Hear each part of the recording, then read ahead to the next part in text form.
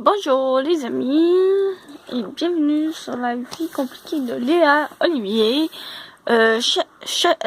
chapitre 1, tome 3, chapitre 1, partie 2. Bon, lundi 10 mars, 16h33. Catherine Henry. Léa, je n'ai pas eu le temps de te voir à l'école. Je sais, j'avais 2 réunions pour le journal, donc 0 vie sociale. Ça va, je voulais juste te parler. Je me demandais comment ça s'était passé avec Félix. Il est full de mauvaise humeur depuis samedi, alors je n'ose pas vraiment aborder le sujet avec lui. Ouais, en fait, il voulait me dire qu'il m'aimait encore et m'a demandé une autre chance. Wow, qu'est-ce que tu lui as répondu?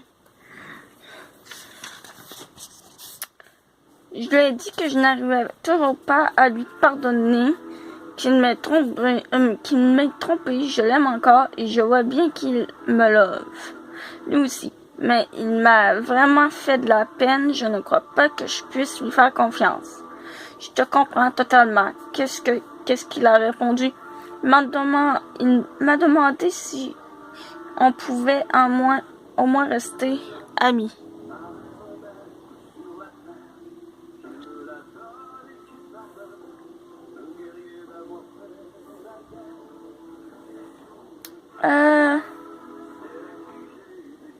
Mais je pense que c'est impossible pour l'instant. On est trop attirés l'un par l'autre. Ce n'est pas comme si je ne ressentais plus rien pour lui. Je pense que j'ai besoin d'une coupure. Peut-être que si je ne le vois pas, il va me sortir de la tête. Hey, mais t'arrêtes-tu de faire ça, man? Je comprends que si t'es fâché contre lui et contre la situation, ça ne te tente pas trop de le voir. Et c'est vrai que la distance est à oublier. Je suis experte dans le domaine. Je savais que tu allais me comprendre, mais je ne veux pas m'empêcher d'aller chez toi à cause de lui. En plus, j'avoue que j'aime bien le voir souffrir et cracher des brownies devant moi. C'est une douce vengeance, lol. En tout cas, une chose est sûre, je n'ai jamais vu Félix se mettre dans cet état à cause d'une fille. C'est une mince consolation avant que j'oublie. Aurais-tu envie d'aller voir Hunger Games la fin de semaine prochaine? J'étais censé aller le voir avec lui, alors ça me remonterait le moral. Oui, ça me tente, vraiment. Cool.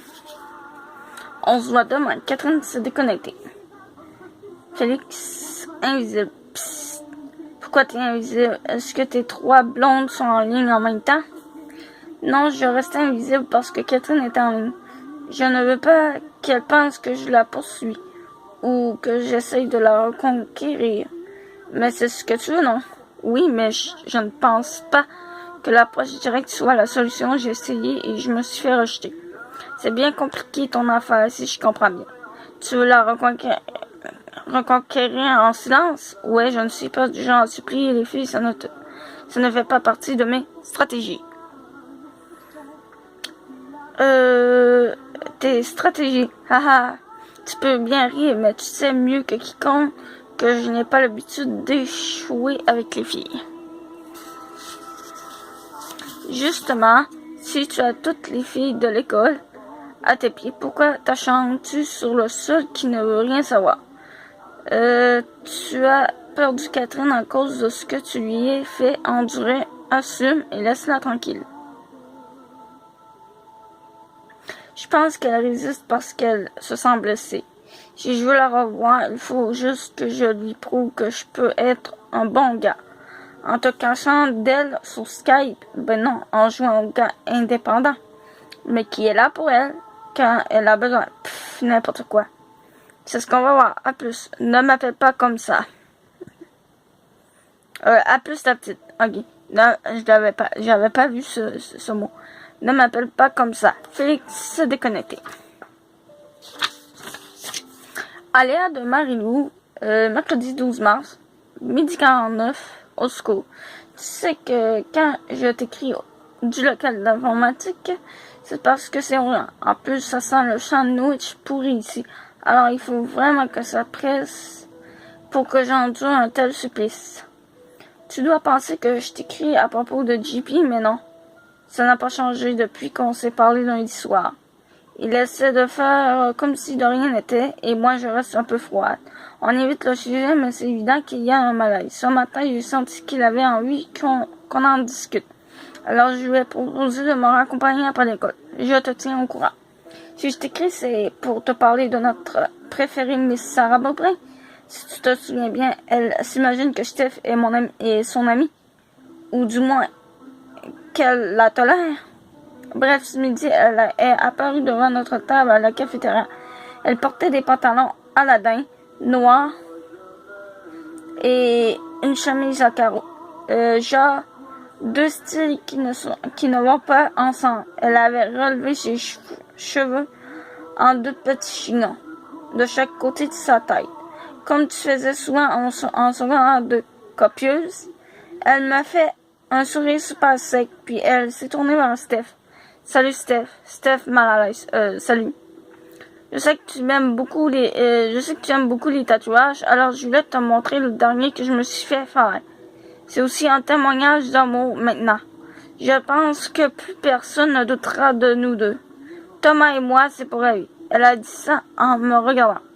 Elle a baissé sa chemise pour nous révéler son épaule.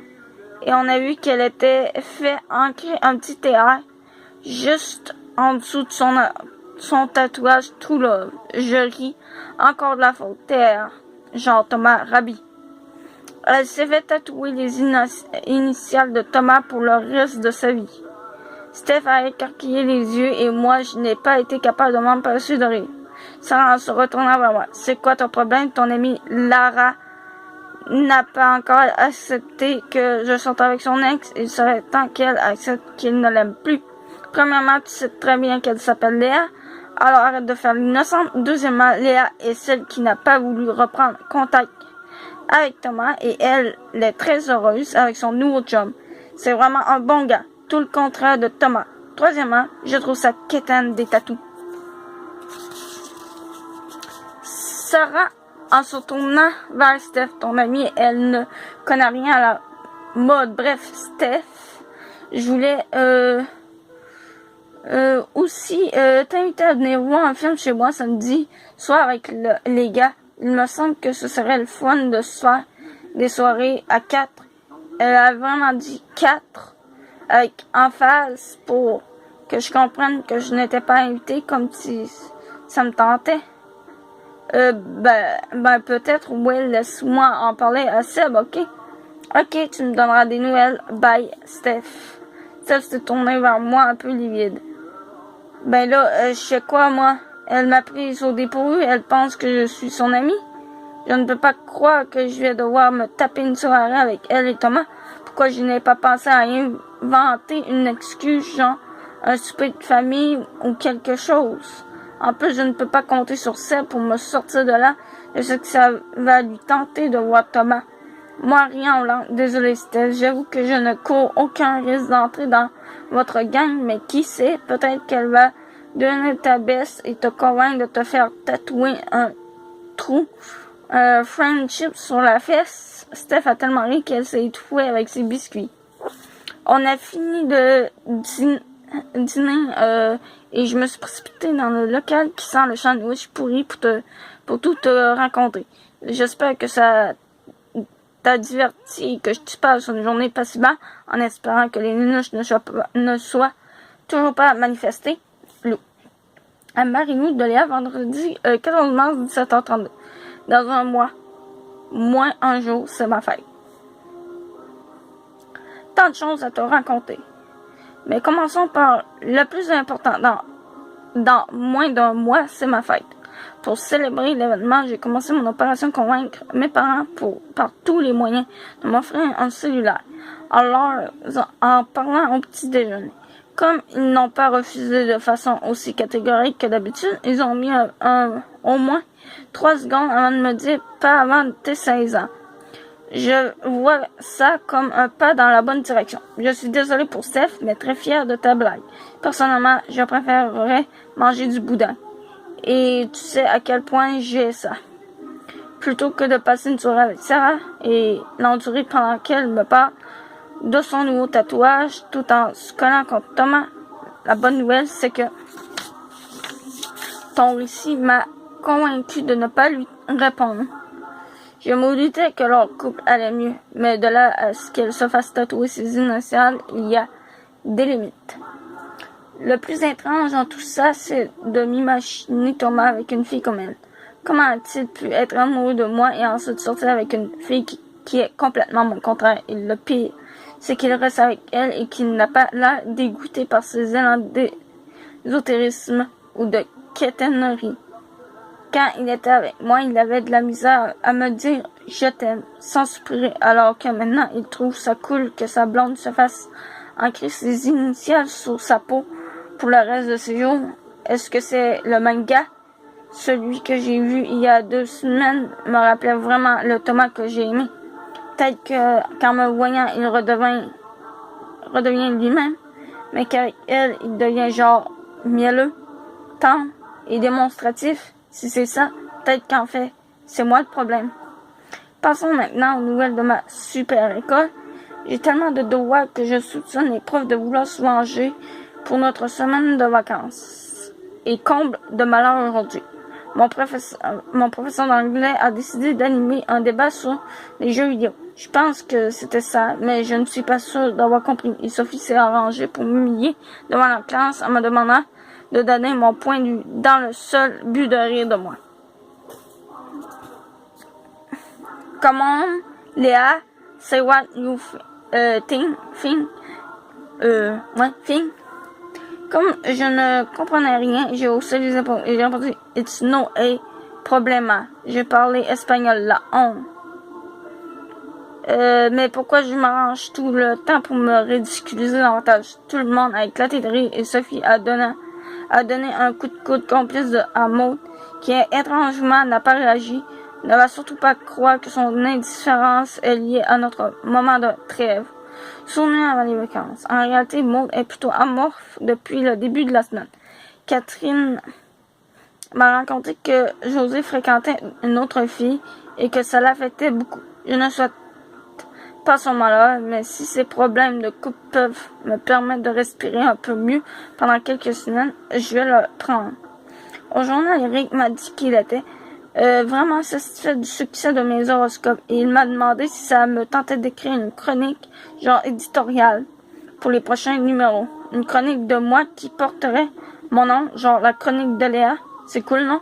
Il m'a même dit qu'il me donnait carte blanche à condition que je ne nomme personne et que mes propos ne soient pas méprisants parce qu'il ne faut pas tomber dans le piège et encourager l'intimidation. Je comprends son point de vue. Je pense qu'il s'est rendu compte que j'étais capable de déguiser mes attaques ou du moins d'être ironique pour me faire comprendre. Je dois remettre ma première chronique dans 10 jours. Alors je dois vite trouver un thème aide-moi. Que fais-tu en fin de semaine? As-tu réglé les choses avec JP? Donne-moi vite des nouvelles. Je serai chez moi toute la soirée. Demain, je vais voir Hunger Games avec Catherine. Youpi. Après le film, je suis censée rejoindre Eloi pour qu'on passe la soirée ensemble. Est-ce que, sans m'en rendre compte, je commencerai à avoir l'ombre d'une vie sociale, là? En tout cas, je suis loin d'avoir atteint le niveau de celle de mon frère, qui doit aller faire un tour dans 3 parties différents ce soir. En plus, il dit ça d'un air nonchalant, comme si c'était normal d'être aussi populaire pour un gars en peine d'amour. Je trouve qu'il s'en sort pas si mal, Léa. Donc, du coup, c'était la partie 2 du chapitre 1 et je termine avec ceci et je vous dis à plus et à bientôt dans une nouvelle vidéo.